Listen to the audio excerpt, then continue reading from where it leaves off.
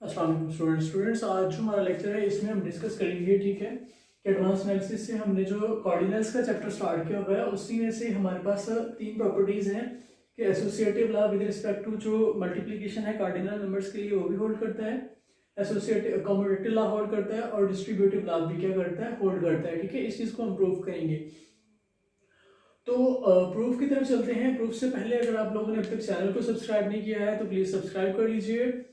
तो ओके, अब हम चलते हैं अपने प्रूफ की तरफ। देखिए, प्रूफ में हमने ये चीज प्रूफ करनी है कि हमारे पास जो ये एसोसिएटिव लॉ है ये होल्ड करता है, मींस कि alpha plus beta into gamma, कि अगर आप ये इनका प्रोडक्ट पहले ले लो और फिर इससे मल्टीप्लाई करो, या इन दोनों का प्रोडक्ट पहले ले लो और फिर अल्फा से मल्टीप्लाई करो, तो कोई इफेक्ट नहीं पड़ता है। ठीक है, तो इसके प्रूफ की तरफ जाते हैं। तो लेट कर लिया हमने A B C pairwise distant sets है, इनकी जो इसकी कॉर्डिनलिटी है वो क्या है, अल्फा है, उसकी कॉर्डिनलिटी बीटा है और इसकी हमारे सी की हमारे पास क्या है, गामा है। ठीक है, हमने ये प्रूफ करना है जो बेसिकली अभी आपने लिखना नहीं है, यहाँ से आगे देखें, ये मेरे पास लेफ्ट हैंड साइड है। ठीक है, मेरे पास क्या है, मैंने ये शो करना है कि अल्फा बीटा इंटू गामा किसके इक्वल है, इस चीज के इक्वल है। तो ये असल में मेरे पास क्या है, इसको मैं लिख सकता हूँ ना कि ये मेरे पास अल्फा बीटा की कॉर्डिनलिटी है, मतलब कि ये ए क्रॉस बी की कॉर्डिनलिटी है। ठीक है, हमने यही पढ़ा था ना कि ए क्रॉस बी की जो कॉर्डिनलिटी होती है वो किसके इक्वल होती है, वो होती है अल्फा बीटा के इक्वल। या हमने दूसरे लफ्जों में इसको इस तरह से लिखा था, ए की कॉर्डिनलिटी डॉट बी की कॉर्डिनलिटी। ठीक है, इस तरह से लिखा था जब हमने अरिथमेटिक ऑफ कार्डिनल्स को पढ़ा था। ठीक है, तो हमने ये चीज पढ़ी थी। अब मेरे पास ये है कि अल्फा प्लस बीटा है, ठीक है, इसके साथ ब्रैकेट है, तो इसका मतलब है कि ये इस तरह से है। ठीक है, और साथ में गामा है, तो इसका मतलब है कि यहाँ पे सी है तो साथ में क्या आ जाएगा, मेरे पास कार्डिनलिटी ऑफ सी है या इस तरह से है। ठीक है, तो यहाँ पे क्या आ जाएगा, सी की कार्डिनलिटी आ जाएगी। ठीक है, तो इस चीज को मैंने क्या करना है, देखना है।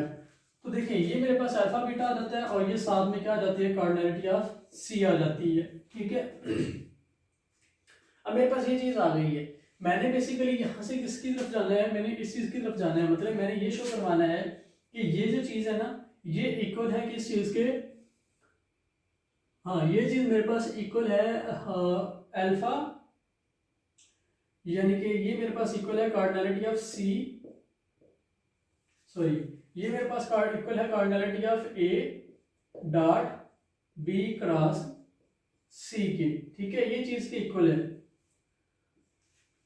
ये चीज की मेरे पास इक्वल है। या दूसरे लफ्जों में इसको मैं इस तरह से लिख सकता हूं कि ये चीज जो मेरे पास होगी इसको मैं इस तरह से लिखूंगा कि ये मेरे पास बनती है ए क्रॉस बी, ठीक है, इनटू क्रॉस सी।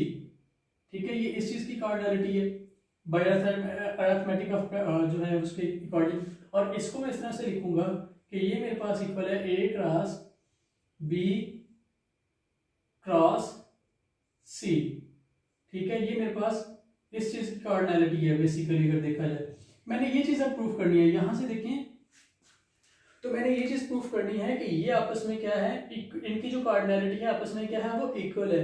इनकी कार्डिनलिटी आपस में तभी इक्वल होगी ना अगर A cross B cross C equal आ जाए ए क्रॉस बी क्रॉस सी के। ठीक है, सॉरी इक्विवेलेंट आ जाए। अगर ये आपस में इक्विवेलेंट आ जाते हैं तो फिर इनकी कार्डिनलिटी क्या होती है, सेम होती है।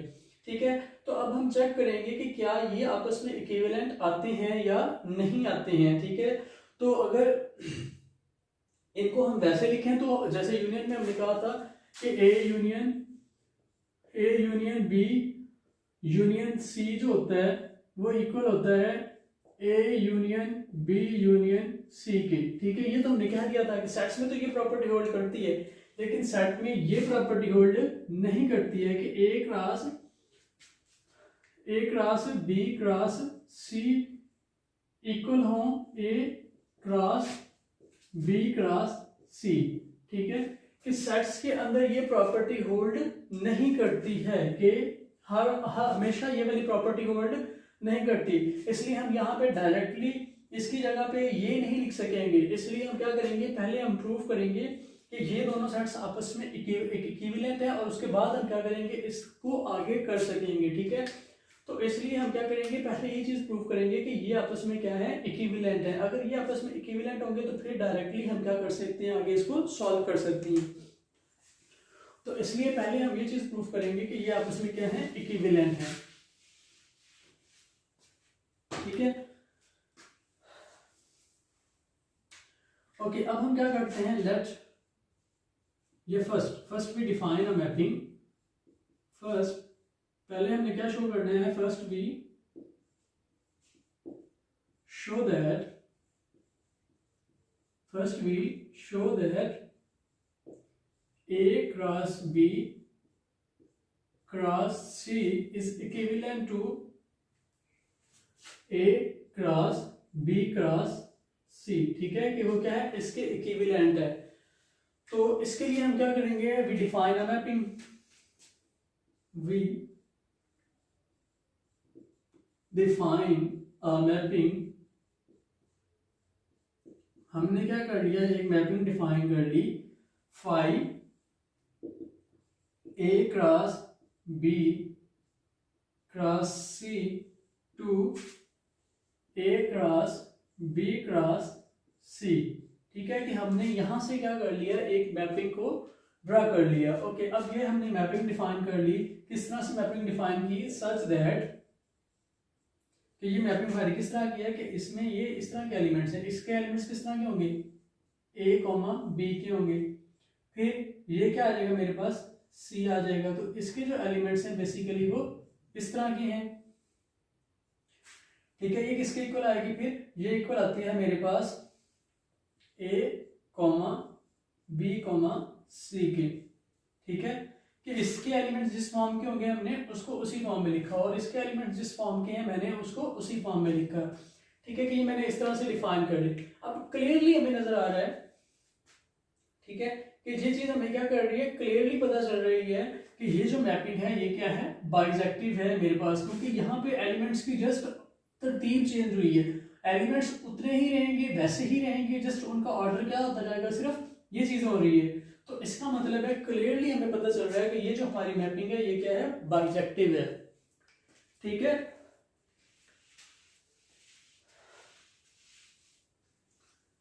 क्लियरली फाई इज बाइजेक्टिव, कि ये मेरे पास क्या है, बाइजेक्टिव मैपिंग है। देन अगर ये बाइजेक्टिव है देन क्या होगा कि A cross B cross C इसकी ये इक्विवेलेंट होंगे, किस चीज के, ये इक्विवेलेंट होंगे A cross B cross C के। ठीक है, ये इस चीज के इक्विवेलेंट होंगे।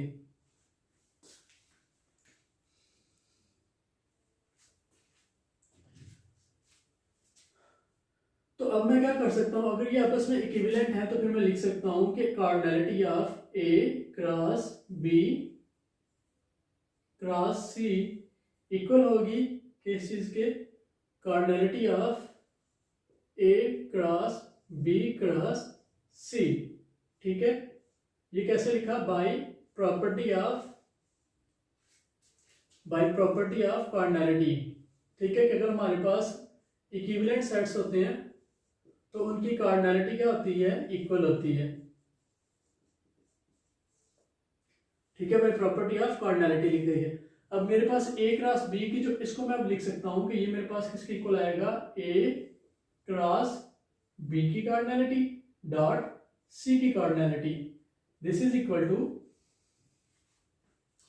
ये मेरे पास किसके इक्वल आ जाएगा, A की cardinality dot B cross C की कार्डिनैलिटी। ठीक है, ये मैंने कैसे लिखा, बाय अरिथमेटिक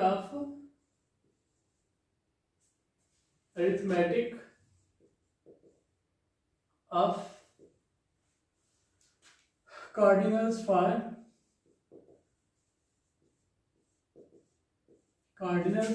मल्टीप्लिकेशन। ठीक है, कि मल्टीप्लिकेशन जो होती है कार्डिनल्स की उसके अकॉर्डिंग मैंने इसको लिख लिया। अब मुझे ये पता है कि इसको अब मैं लिख सकता हूं कि ये A क्रॉस B मेरे पास क्या है, बस बेसिकली A की कार्डिनैलिटी है डॉट B की कार्डिनैलिटी है।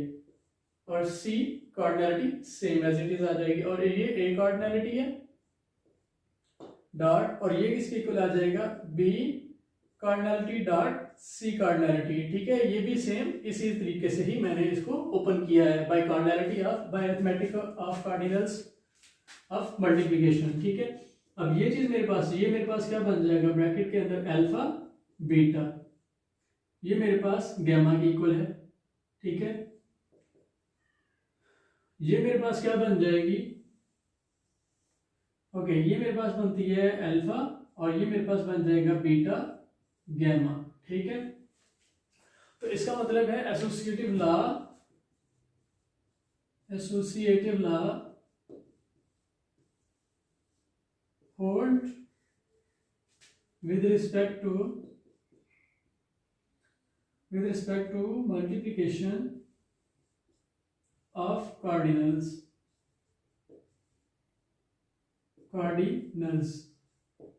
ठीक है, कि कार्डिनल्स के अंदर जो एसोसिएटिव लॉ है वो क्या करता है, होल्ड करता है। ठीक है, ओके, प्रूफ हो गया। उसके बाद हम क्या करते हैं, हम अपन आते हैं अपना जो नेक्स्ट पार्ट है उसकी तरफ। ठीक है, कि नेक्स्ट पार्ट में हमने क्या चीज प्रूफ करनी है, नेक्स्ट पार्ट में हमने ये चीज प्रूफ करनी है कि अल्फा बीटा किसके इक्वल है, बीटा अल्फा के इक्वल है। ठीक है, मतलब कि कम्यूटेटिव लॉ होल्ड क्या करता है, कम्यूटेटिव लॉ होल्ड करता है विद रिस्पेक्ट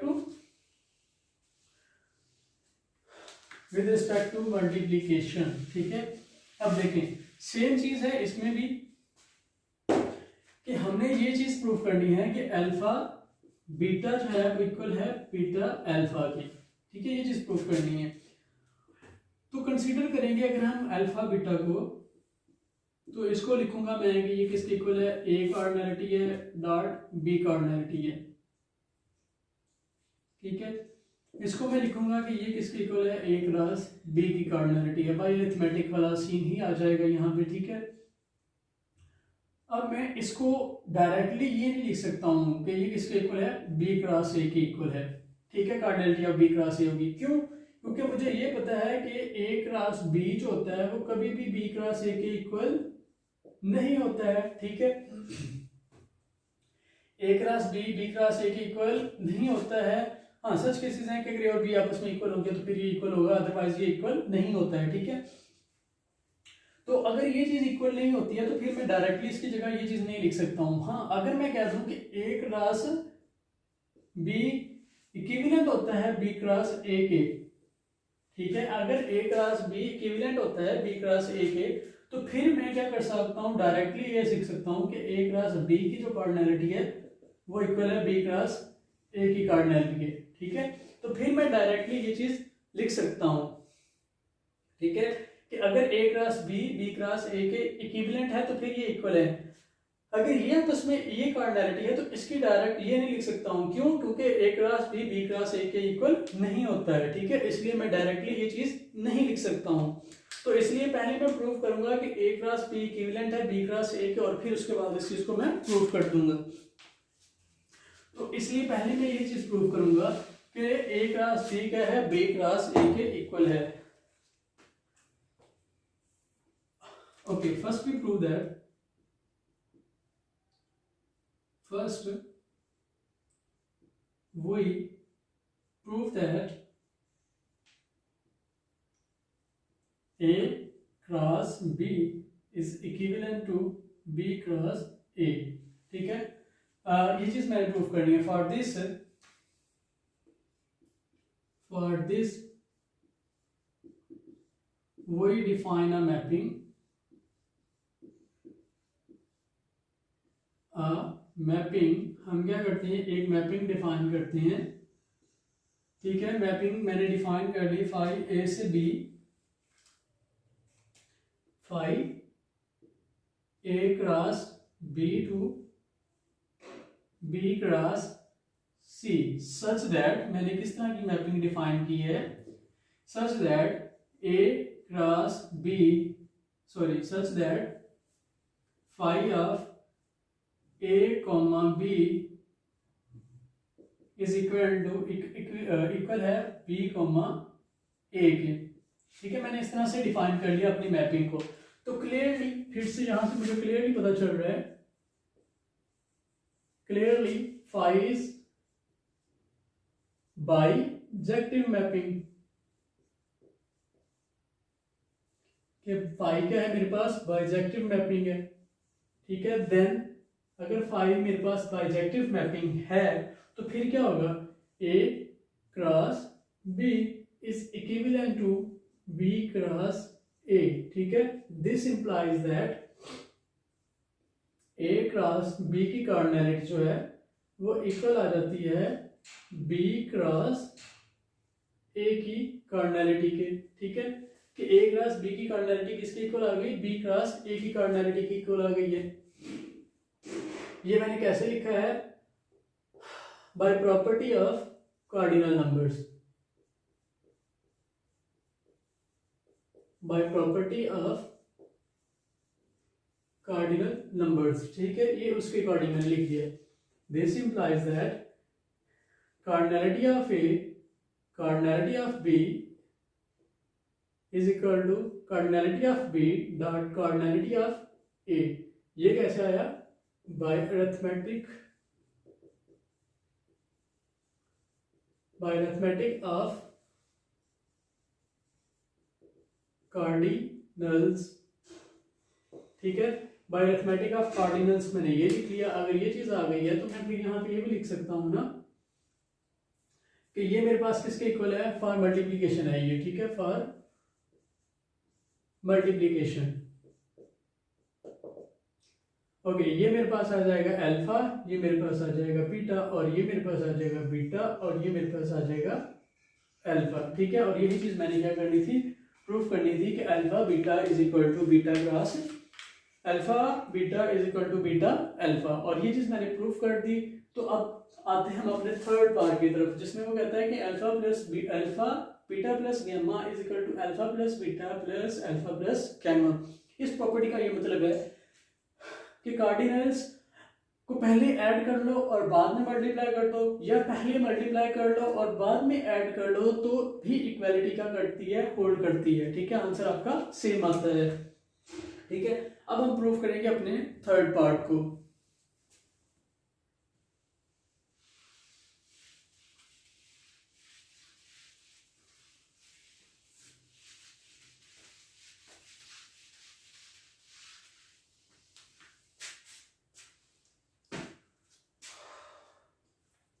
ओके, अब हम आते हैं अपना जो थर्ड पार्ट है उसकी तरफ, ठीक है, उसको प्रूफ करते हैं। तो उसके लिए वी नो दैट, हमें ये चीज पता है, वी नो दैट कि हमारे पास जो A cross B union C होता है, ठीक है, A cross B union C वो इक्विवेलेंट होता है A cross B union A cross C के, ठीक है। कि ये जो प्रॉपर्टी होती है ना, ये मतलब ये जो होते हैं ना, ये आपस में इक्विवेलेंट होते हैं कि A cross B union C equivalent होता है A cross B union A cross C की, ठीक है। कि ये आपस में क्या होते हैं, इक्विवेलेंट होते हैं। ओके, अगर ये इक्विवेलेंट होते हैं तो फिर क्या होगा, अगर ये इक्विवेलेंट होते हैं तो फिर इनकी कार्डिनैलिटी भी आपस में क्या होगी, इक्वल होगी। तो A cardinality of B union C, cardinality of B union C जो होगी वो इक्वल होगी A cross B union A cross C, ठीक है। इनकी जो कार्डिनैलिटी होगी वो भी आपस में क्या होगी, इक्वल होगी। अगर ये कार्डिनैलिटीज आपस में इक्वल है तो फिर ये कैसे लिखा मैंने, बाय प्रॉपर्टी ऑफ कार्डिनल्स लिखा, कि ये मैंने लिखा बाय प्रॉपर्टी ऑफ कार्डिनल्स, ठीक है, बाय प्रॉपर्टी ऑफ कार्डिनल्स, ठीक है। कि ये हमने कार्डिनल्स की प्रॉपर्टी से लिखा। तो दिस इंप्लाइज दैट अगर ये चीज आपस में इक्वल है तो इसका मतलब है कि मेरे पास क्या इक्वल आएगा, अब मेरे पास ये इक्वल आएगा A cardinality of A into cardinality of B union C, ठीक है, बाय प्रॉपर्टी ये भी मैं लिख रहा हूँ बाय। तो ये मेरे पास आ जाएगा cardinality of A cross B, ठीक है, plus cardinality of A cross C, ठीक है। कि इसको मैं लिखूंगा यूनियन है ना, तो ये किस में चला जाएगा, एडिशन में चला जाएगा, ठीक है। ये कैसे लिखा, by property of cardinals, by arithmetic of cardinals आप लिख लें, अरिथमेटिक ऑफ कार्डिनल्स, ठीक है, कि कार्डिनल्स के अरिथमेटिक से मैंने ये चीज लिख ली। अब इसकी जगह पे ये मेरे पास आ जाएगा अल्फा, और इसको मैं लिख सकता हूं फिर से कि ये मेरे पास किसकी कार्डिनलिटी होगी, ये मेरे पास कार्डिनलिटी है cardinality of B plus cardinality of C, और इसी तरह से ये मेरे पास कार्डिनलिटी है cardinality of A plus cardinality of A dot B, और ये मेरे पास क्या है plus cardinality of A cardinality of C, ठीक है। ये भी बाय अरिथमेटिक ऑफ कार्डिनल्स ही है, तो ये आ जाएगा alpha into beta plus gamma is equal to alpha beta plus alpha gamma, ठीक है। और यही मुझे क्या करना था, प्रूफ करना था कि ये आपस में क्या है, इक्विवेलेंट है, ठीक है, कि ये आपस में क्या है, ये प्रॉपर्टी भी हमारी क्या कर गई, होल्ड कर गई, ठीक है। और यही चीज हमने क्या करनी थी, प्रूफ करनी थी, ठीक है। तो उम्मीद है कि आप लोगों को ये अच्छे से समझ आ गया होगा। मिलेंगे अपने नए लेक्चर में, तब तक के लिए अल्लाह हाफिज।